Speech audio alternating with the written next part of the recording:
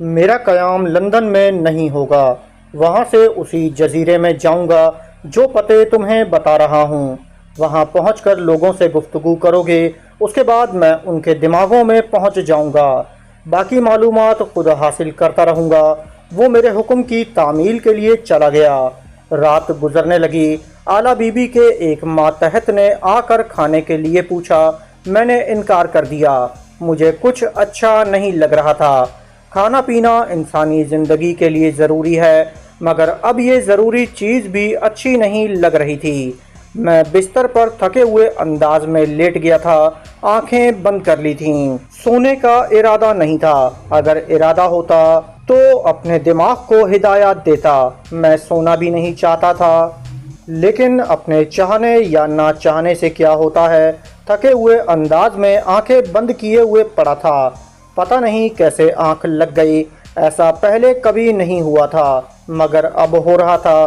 میں نے خواب میں دیکھا ایک بہت ہی صاف ستھرا سفید اجلا سا کمرہ ہے، وہاں بستر پر سفید اجلی سی چادر بچھی ہے، اس پر سونیا بے حس و حرکت لیٹی ہوئی ہے۔ وہ چاروں شانے چت ہے، آنکھیں کھلی ہوئی ہیں، نہ وہ بول سکتی ہے، نہ سن سکتی ہے، نہ حرکت کر سکتی ہے۔ پھر دوسرے ایئر کنڈیشن کمرے میں لیلا کو اسی حالت میں دیکھا۔ تیسرا ایئر کنڈیشن کمرہ سجاد کے لیے تھا، چوتھا رسونتی کے لیے، پانچواں اعلیٰ بی بی کے لیے، چھٹا مرجانہ کے لیے اور ساتواں ٹاٹر بلوا کے لیے۔ یکے بعد دیگرے میں ایئر کنڈیشن کمروں کو دیکھتا جا رہا تھا۔ ہر کمرے میں میرے چاہنے والے بے بسی کے عالم میں پڑے ہوئے تھے، اور یہ کوئی مجبوری سی مجبوری تھی کہ وہ اپنی اس حالت پر فریاد تک نہیں کر سکتے تھے، لب تک نہیں ہلا سکتے تھے۔ پھر میں نے ایک کمرے میں دیکھا، میرا ننھا پارس اسی حالت میں پڑا ہوا تھا، وہ بھی کوما میں تھا۔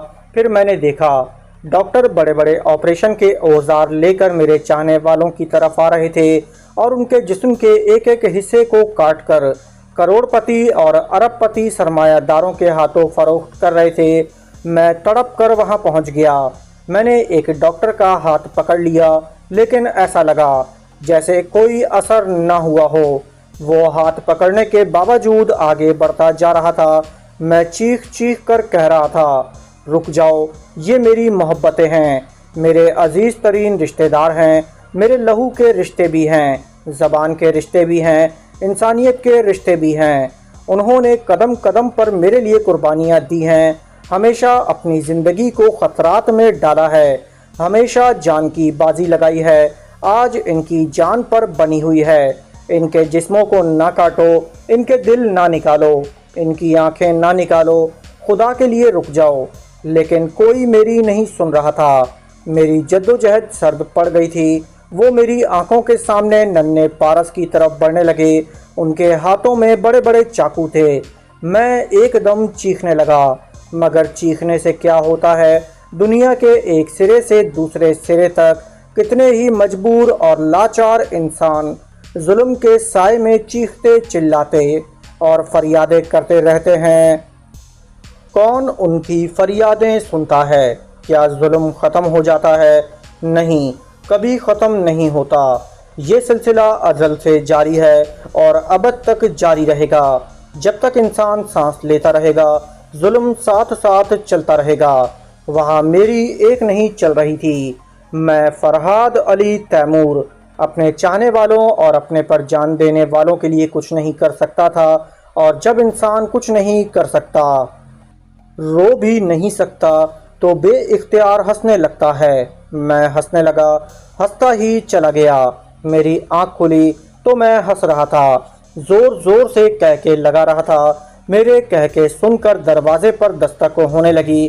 میں نے ایک دم سے چپ ہو کر دروازے کو گھور کر دیکھا، پھر گرج کر کہا، کون ہے؟ چلے جاؤ۔ سر، آپ کہکا لگا رہے ہیں، کیا بات ہے؟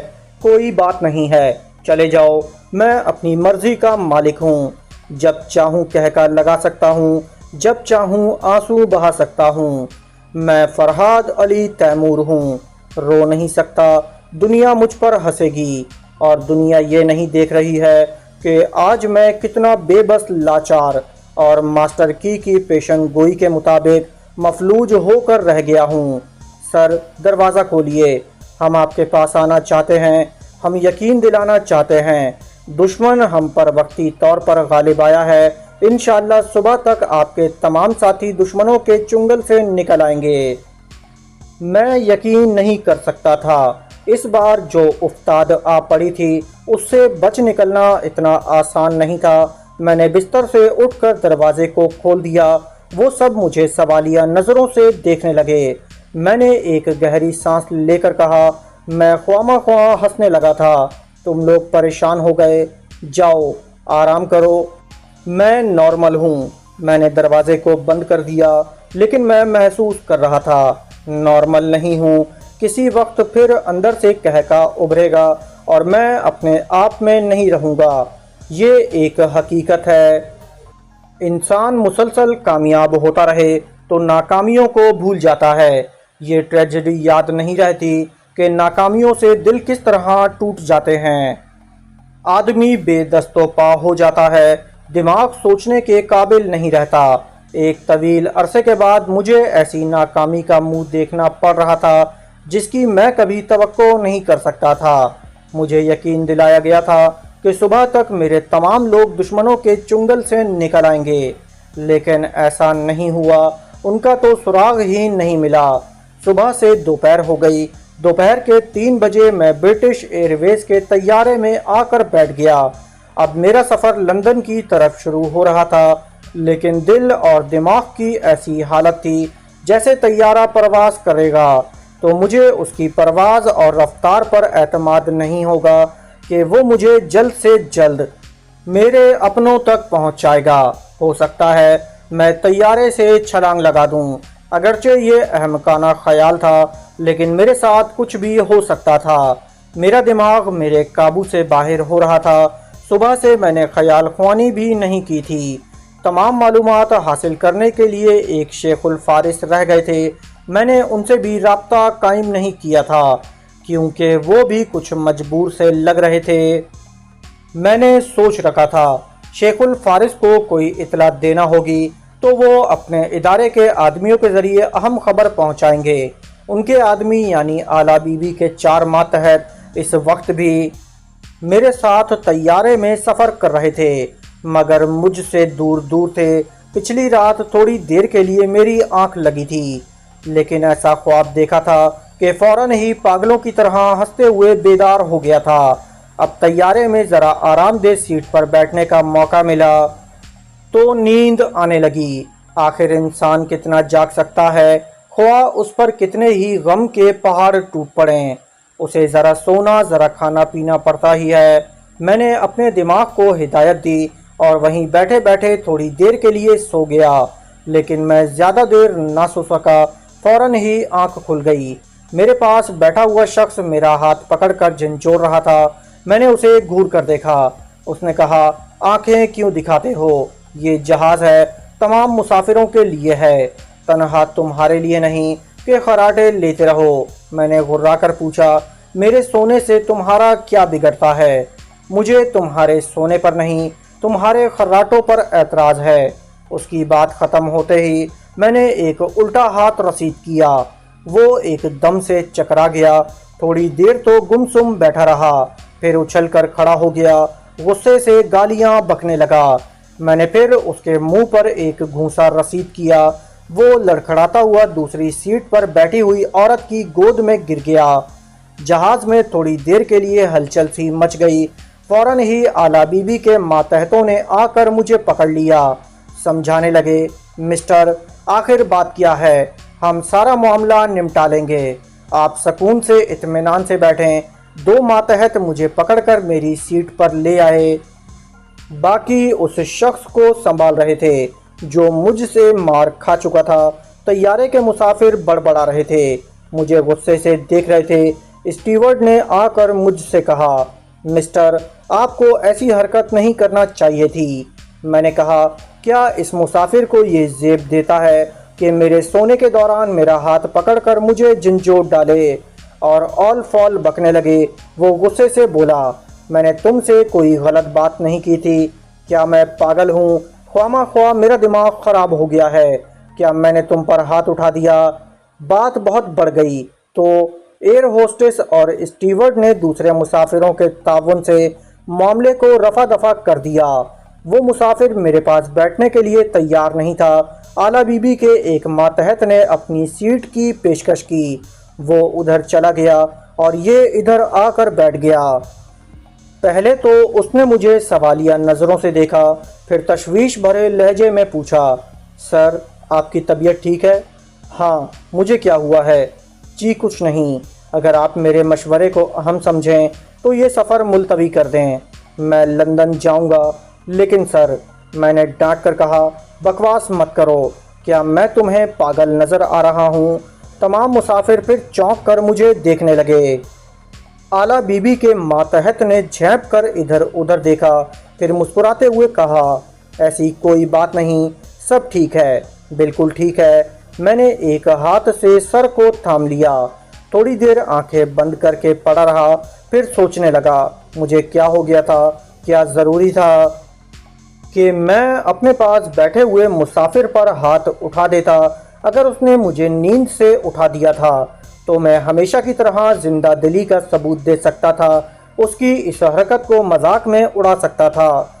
लेकिन मेरी वो जिंदा दिली कहाँ मर गई? मैं ऐसा क्यों हो गया?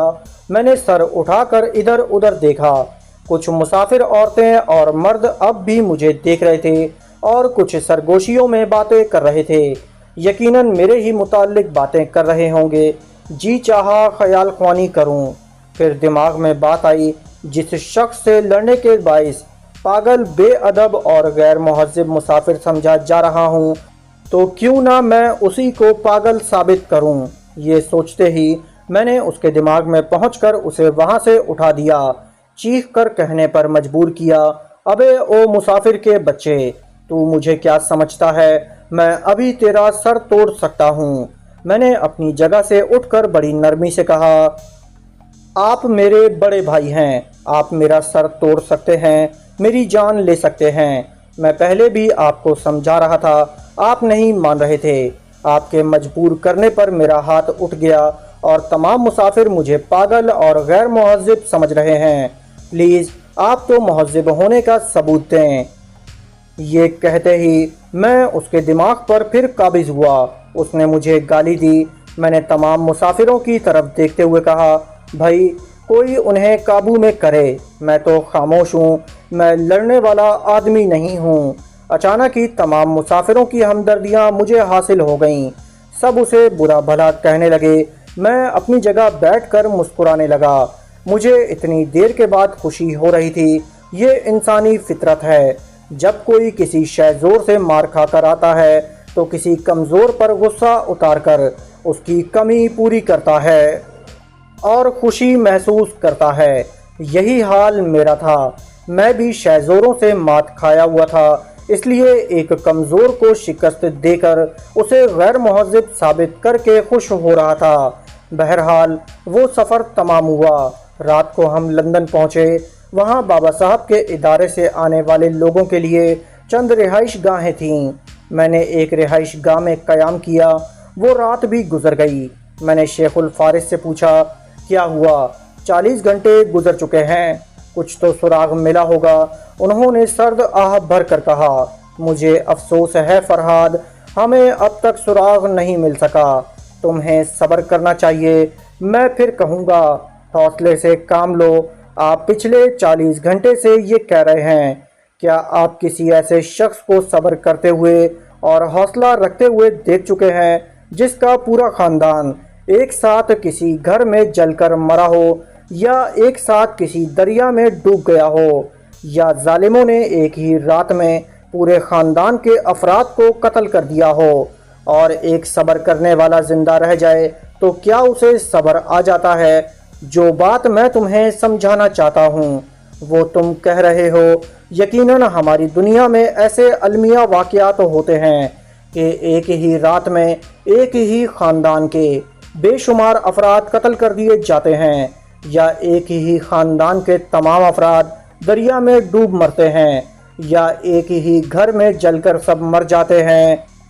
और भी कई तरह के वाक़यात होते हैं। उनमें से जो ज़िंदा बच जाता है उसे सब्र करना पड़ता है। وہ نہ کرے تب بھی اسے زندہ رہنا پڑتا ہے، اور اپنے لوگوں کے مر جانے کے بعد خود زندہ رہنا اس بات کا ثبوت ہے کہ وہ زندہ رہنے والا صبر کر رہا ہے، مشیت ایزدی کے سامنے سر جھکا رہا ہے۔ سر نہیں جھکائے گا تو اس دنیا میں نہیں رہے گا۔ بہت سے لوگ جذباتی ہو کر ان حالات میں خودکشی کر لیتے ہیں یا پاگل ہو جاتے ہیں، اس میں دنیا والوں کا کیا بگڑتا ہے؟ جنہوں نے مظالم ڈھائے ہیں وہ تو خوش ہوں گے۔ دشمنوں نے وادی کاف پہنچ کر رسونتی، آلا بی بی وغیرہ کو اغوا کیا ہے، وہاں انہوں نے تمہیں بھی تلاش کیا ہوگا اور تم انہیں نہیں ملے۔ اب وہ چاہتے ہیں کہ تم ان حالات میں پاگل ہو جاؤ، دماغی توازن کھو بیٹھو اور اس طرح بے اختیار خود کو ظاہر کر دو۔ کیا تم دشمن کی چال میں آنا چاہتے ہو؟ میں کچھ نہیں جانتا، صرف اتنا چاہتا ہوں کہ وہ دشمن میری نظروں میں آ جائے۔ آخر کس نے ایسا کیا ہے یہ تو تم ہی ہر دشمن کے دماغ میں پہنچ کر معلوم کر سکتے ہو۔ میں معلوم کرتا رہا ہوں۔ شیبہ کا باپ قتل ہو چکا ہے، اب اس کی ماں کی باری ہے۔ ابھی اس کے گھر میں ماتم ہے، وہ کسی طرف دھیان نہیں دے رہی ہے، اور نہ ہی اسے ماسٹر کی وغیرہ کی جانب سے ایسی کوئی اطلاع ملی ہے کہ رسونتی وغیرہ جتنے بھی اہم مورے ہیں سب کے سب کسی کے قبضے میں آ گئے ہیں۔ سارے دشمن خاموش ہیں، اور جن دشمنوں کے دماغوں میں پہنچ چکا ہوں ان کا ہاتھ اس معاملے میں نہیں ہے۔ شیخ الفارس نے کہا، یہی تو حیرانی کی بات ہے، سونیا اور رسونتی جیسی قوتوں کو کس نے اپنی مٹھی میں کر لیا ہے، اور اتنی اہم بات کسی کی گفتگو کا موضوع نہیں بن رہی ہے۔ میں نے یہ کب کہا ہے کہ یہ موضوع زیر بحث نہیں ہے، سبھی جانتے ہیں۔ ربی اسفندیار کو یہ معلوم ہو چکا ہے، ماسک مین تک اطلاع پہنچ چکی ہے، جتنی دہشت گرد تنظیموں کے سربراہ ہیں وہ سب جانتے ہیں۔ ان سب کو یہ معلوم ہو چکا ہے کہ سونیا، رسونتی، آلا بی بی، مرجانہ، ٹاٹر بلبا، لیلا، سجاد، سبھی کو کسی ناگہانی بلا نے نگل لیا ہے۔ وہ بلا کون ہے یہ کسی کی سمجھ میں نہیں آ رہا ہے۔ ہماری طرح ہمارے دشمن بھی حیران ہیں۔ شیخ الفارس نے کہا، اپنے ساتھیوں میں سب کا نام لے رہے ہو، تم نے سباتا کا ذکر نہیں کیا۔ دوستو، اس قسط کا اختتام یہیں کیا جاتا ہے۔ جانے سے پہلے اس ویڈیو کو لائک کیجئے، چینل کو سبسکرائب کیجئے۔ انشاءاللہ آپ سے اگلی قسط میں ملاقات ہوگی۔ جب تک اپنا اور اپنی اس چینل کا خیال رکھیے گا۔ اللہ حافظ۔